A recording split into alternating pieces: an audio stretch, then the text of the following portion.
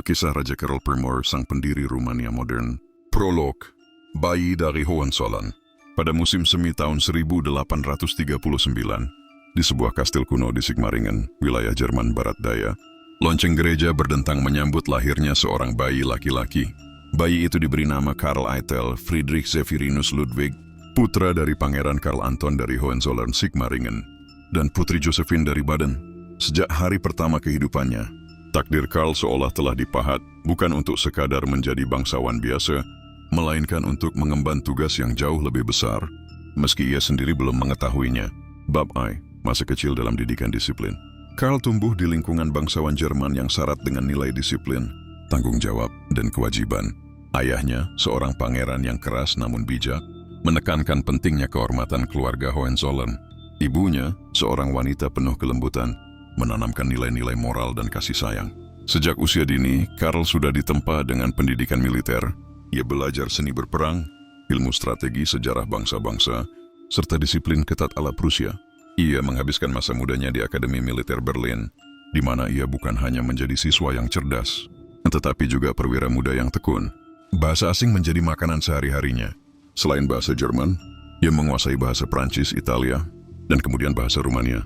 Ia tumbuh menjadi sosok serius, dengan wajah yang jarang tersenyum, dan mata yang menatap dunia dengan penuh tekad. Bab 2, Panggilan dari Timur.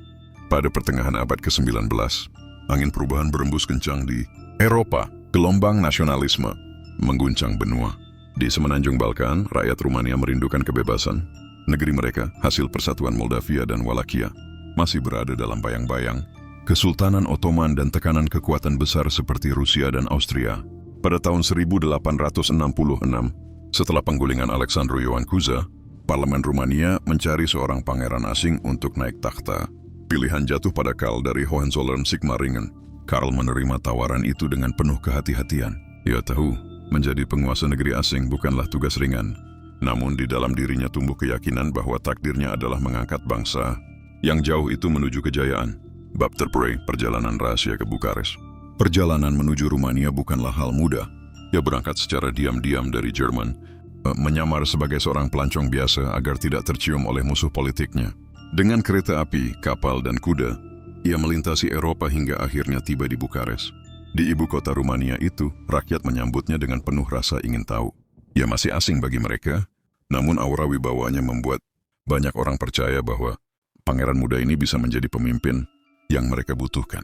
Dari saat itu, ia dikenal dengan nama Karol, dan ia naik takhta sebagai pangeran Rumania. Bab 4, Membangun negeri yang rapuh. Rumania yang ia warisi adalah negeri yang miskin, penuh konflik politik, dan rapuh di bawah bayang-bayang Kesultanan Ottoman. Karol tidak gentar. Ia segera menegakkan disiplin dalam pemerintahan. Ia mengatur ulang sistem pajak, memperkuat militer, dan mulai membangun infrastruktur. Jalan raya diperbaiki, jembatan dibangun, dan jalur kereta api mulai menghubungkan kota-kota besar.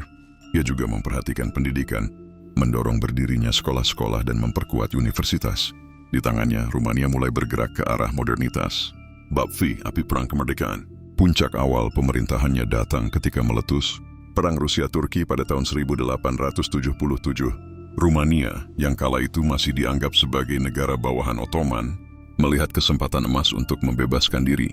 Karol dengan jiwa seorang prajurit memutuskan untuk memimpin tentaranya langsung. Ia turun ke medan perang menyatukan pasukan Rumania dengan Rusia melawan Ottoman. Pertempuran sengit terjadi di Plevna. Di tengah dentuman meriam dan jeritan perang, Karol berdiri tegak sebagai panglima. Keberanian dan ketegasannya menginspirasi pasukannya. Kemenangan di Plevna menjadi simbol lahirnya bangsa Rumania yang merdeka.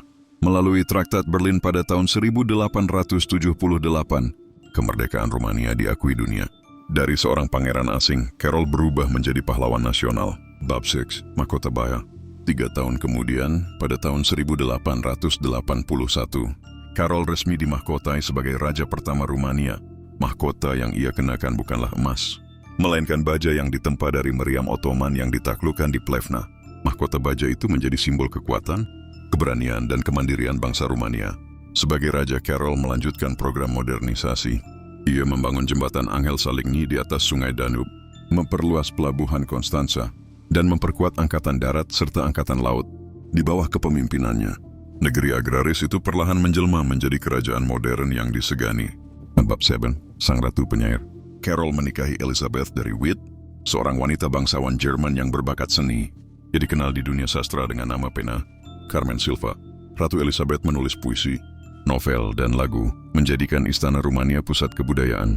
Namun kebahagiaan keluarga mereka dirundung duka. Putri tunggal mereka, Maria, meninggal pada usia muda. Luka itu tidak pernah benar-benar sembuh. Sejak itu kehidupan pribadi Carol dipenuhi kesunyian. Takhta pun harus diwariskan kelak kepada keponakannya, Ferdinand. Bapimen politik yang rumit. Di awal abad ke-20, Eropa memasuki masa penuh ketegangan. Jerman, Austria, Hongaria, Rusia, dan Prancis saling mencurigai. Sebagai seorang raja berdarah Jerman, Carol cenderung bersimpati pada tanah kelahirannya. Namun rakyat Rumania banyak yang ingin berpihak pada Rusia dan Prancis demi merebut Transilvania. Dari Austria-Hongaria, Carol berada dalam dilema. Ia tahu, keputusan salah bisa menghancurkan negeri yang telah ia bangun dengan susah payah. Ia memilih bersikap hati-hati, menunda keputusan besar, dan berusaha menjaga keseimbangan diplomatik. Bab 9, Senja Sang Raja. Setelah hampir 5 dekade memerintah, Carol semakin menua. Rambutnya memutih, tubuhnya melemah, tetapi semangatnya tetap baja. Ia masih memimpin rapat-rapat kerajaan, masih memeriksa laporan keuangan, dan masih memantau pembangunan. Namun, beban politik internasional dan perpecahan internal mulai menggerogotinya. Pada bulan Oktober tahun 1914, di istananya di Sinaia, Raja Karol Perli menghembuskan napas terakhir. Rumania berkabung. Sang raja yang datang sebagai orang asing telah pergi sebagai bapak bangsa. Epilog, warisan sang pendiri. Raja Karoli meninggalkan warisan yang tak ternilai. Ia membawa kemerdekaan Rumania dari Kesultanan Ottoman. Ia menjadi raja pertama yang mempersatukan bangsa. Ia membangun infrastruktur modern, jembatan, rel kereta, dan pelabuhan. Ia memperkuat pendidikan dan membuka Rumania pada budaya Eropa. Ia mendirikan tradisi monarki yang stabil, diwariskan kepada penerusnya. Dari seorang pangeran asing yang datang dengan penuh keraguan, Carol menjadi raja sejati, yaitu keras, disiplin, dingin, namun penuh dedikasi. Namanya tetap dikenang dalam setiap halaman sejarah. Rumania sebagai sang pendiri, Rumania modern, yang dilakukan Raja Carol Perli semasa hidupnya.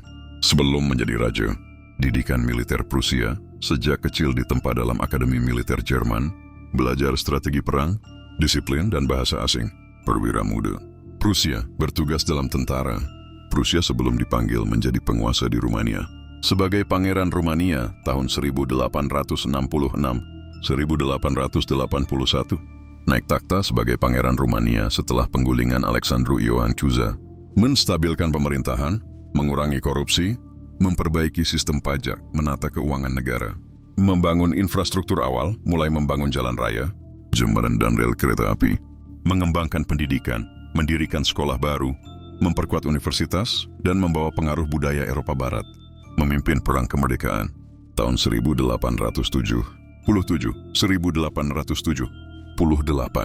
Memimpin pasukan Rumania di medan perang, terutama dalam pertempuran Plevna melawan Ottoman. Membawa kemerdekaan hasil perang dan traktat, Berlin membuat Rumania diakui merdeka secara internasional. Sebagai Raja Rumania tahun 1881-1914, dinobatkan sebagai raja pertama Rumania, mengenakan mahkota baja yang ditempa dari meriam Ottoman. Modernisasi besar-besaran, memperluas jaringan kereta api, membangun pelabuhan Konstanza, memperkuat komunikasi dan transportasi, membangun jembatan agung di atas sungai Danube, jembatan Angel Salini, salah satu jembatan terpanjang di Eropa kala itu, membenahi angkatan bersenjata, memperkuat tentara Rumania dengan disiplin ala Prusia, membangun budaya nasional. Dengan dukungan Ratu Elizabeth, Carmen Sylva, istana dijadikan pusat seni, sastra, dan kebudayaan. Menjaga stabilitas politik meski banyak konflik antara partai liberal dan konservatif, Carol berhasil menjaga keseimbangan pemerintahan, menyatukan rakyat dengan simbol-simbol nasional, seperti mahkota baja dari meriam Plevna, menjaga diplomasi sulit, menyeimbangkan hubungan antara Jerman, Austria, Hongaria, Rusia, dan Prancis di tengah ketegangan menjelang Perang Dunia Pertama.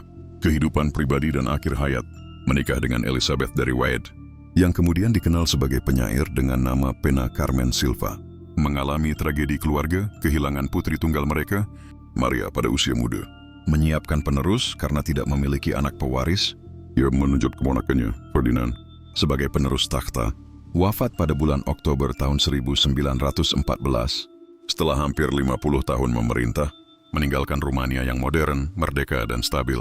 Singkatnya, Raja Caroline membawa kemerdekaan, memodernisasi Rumania, memperkuat militernya, membangun infrastruktur besar, dan mendirikan monarki konstitusional yang stabil.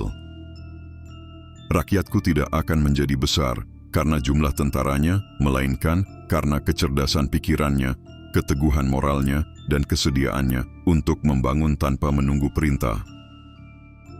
Ketika aku datang ke Rumania, aku datang sebagai orang asing.